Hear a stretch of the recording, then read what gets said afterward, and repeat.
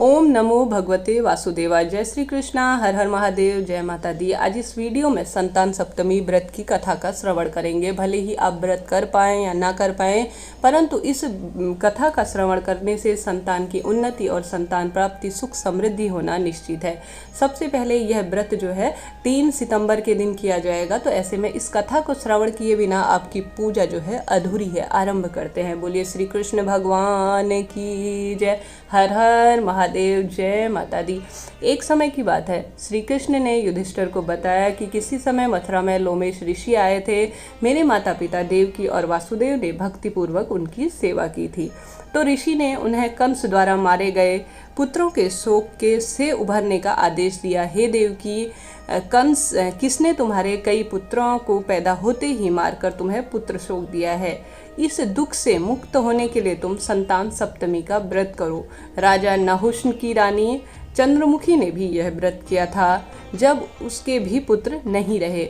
यह व्रत तुम्हें भी पुत्र शोक से मुक्ति करेगा। देवकी ने पूछा, हे देव, मुझे व्रत का पूरा विधान बताइए, विधि बताइए, ताकि मैं विधि पूर्वक व्रत कर सकूं। लोमेश ऋषि ने उन्हें व्रत का पूजन विधान बताकर व्रत की कथा भी बताई। नहुष अयोध्यापुरी के प्रतापी राजा थे। उनकी पत्नी का नाम चंद्रमुखी था। उनके राज्य में एक ही विष्णुदत्त नामक का ब्राह्मण रहता था। उसकी पत्नी का नाम रूपवती था। रानी चंद्रमुखी तथा रूपवती ने परस्पर बहुत प्रेम था। एक दिन वे दोनों सरयू में स्नान करने गई थी। वहाँ अन्य स्त्रियां भी स्नान कर रही थी। उन स्त्रियों ने वहीं पार्वती की पूजा की प्रतिमा बनाई और विधि विधान से उनका पूजन करते हुए उनको देखा। तब रानी चंद्रमुखी और रूपवती ने उन स्त्रियों से पूछा कि तुम यह क्या कर रही हो? यह कौन सी पूजन है और इसकी विधि क्या है? उन स्त्रियों में से एक स्त्री ने बताया कि हमने पार्वती जी सहित शिव की पूजा की है। भगवान शिव का डोरा बांधकर हमने संकल्प लिया है कि जब तक जीवित रहेंगे तब तक यह व्रत रखेंगे। यह मुक्ताभरण व्रत सुख समृद्धि और संतान सुख देने वाला होता है। उस व्रत की बात सुनकर दोनों सखियों ने भी जीवन पर्यंत इस व्रत को करने का संकल्प लिया। करने के नाम से साथ ही भगवान शिव के नाम का डोरा बांध लिया, किंतु घर पहुंचने पर वह संकल्प भूल गई। इसके बाद जो है मृत्यु के पश्चात रानी बांवरी और ब्राह्मणी मुर्गी के योनि में पैदा हुई। कालांतर में दोनों पशु योनि छोड़कर पुनः मनुष्य की योनि में आई। चंद्रमुखी मथुरा के राजा पृथ्वीराज की रानी बनी और रूपवती ने एक ब्राह्मण के घर पर जन्म लिया। इस जन्म में रानी का नाम ईश्वरी और ब्राह्मणी का नाम भूषणा था। भूषणा का विवाह राजपुरोहित अग्निमुख के साथ हुआ। इस जन्म में वह दोनों में बहुत अधिक प्रेम था। व्रत भूलने के कारण इस जन्म में भी संतान सुख से वंचित रही।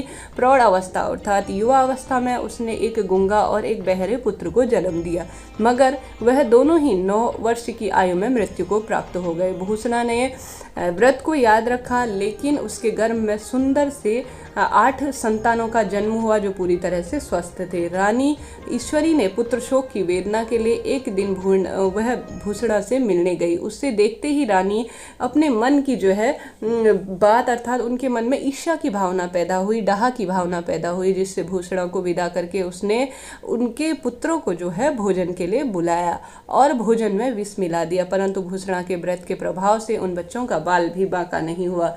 इससे रानी को और भी अधिक क्रोध आया और उसने अपने नौकरों को आज्ञा दी कि भूषणा के सभी पुत्रों को पूजा के बहाने जमुना किनारे ले जाए और गहरे जल में इन्हें धकेल दिया जाए। किंतु भगवान शिव और माता पार्वती की कृपा से भूषणा के बच्चों का एक भी बाल भी बांका नहीं हुआ। इसके बाद रानी ने जल्लादों को बुलाकर आज्ञा दी कि ब्राह्मण बालकों को वध स्थल पर ले जाया जाए और वहां पर मार दिया जाए। परंतु कई प्रयासों के बाद भी जल्लादों से यह कार्य नहीं हुआ और उसके बच्चे मर नहीं पाए। यह समाचार सुनकर रानी को आश्चर्य हुआ।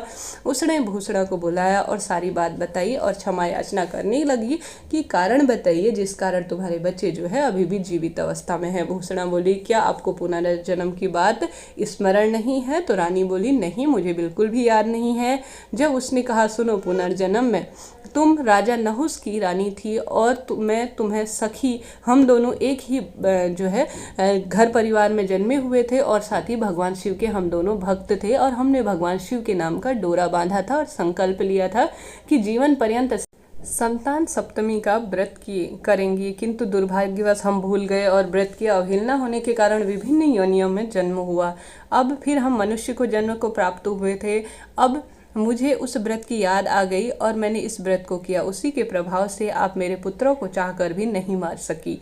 यह सब देखकर रानी ईश्वरी ने भी विधिपूर्वक इस व्रत को किया और यह व्रत के प्रताप से रानी फुर्से गर्भवती हुई और सुंदर बालक को जन्म दिया। उसी समय से पुत्र प्राप्ति और संतान की रक्षा के लिए यह व्रत प्रचलित है। ऐसे में आप सभी भी इस कथा का श्रवण करके इस तरह से जो पूजा विधि मैंने इससे पहले वीडियो अपलोड किया है उस तरह से कर सकती हैं। नहीं तो एक बार फिर से आप सभी को बताना चाहूँगी। सबसे पहले आप व्रत का संकल्प ले, चौक को पूर्ण अर्थात चौक को सजावट के साथ अक्षत धूप दीप इत्यादि नारियल से भगवान शिव को समर्पित करें। विशेष रूप से भगवान शिव को इस दिन नारियल समर्पित करने से धन संपदा में वृद्धि होती है और संतान सुख भी प्राप्त होता है। खीर पूड़ी का भगवान माता गौरी भगवान शिव को लगाएं और डोरा जो है भगवान शिव को समर्पित करने के बाद अपने बच्चे के हाथ में बांधे और अपने हाथ में भी बांधे। इससे जो है भगवान शिव प्रसन्न होते हैं और हमेशा आपके साथ रहते हैं। इस वीडियो में हमने जाना संतान सप्तमी व्रत की कथा। वीडियो आपके लिए महत्वपूर्ण रही हो तो हर हर महादेव जरूर लिखे। चैनल को लाइक शेयर और सब्सक्राइब करना ना भूले। राधे राधे।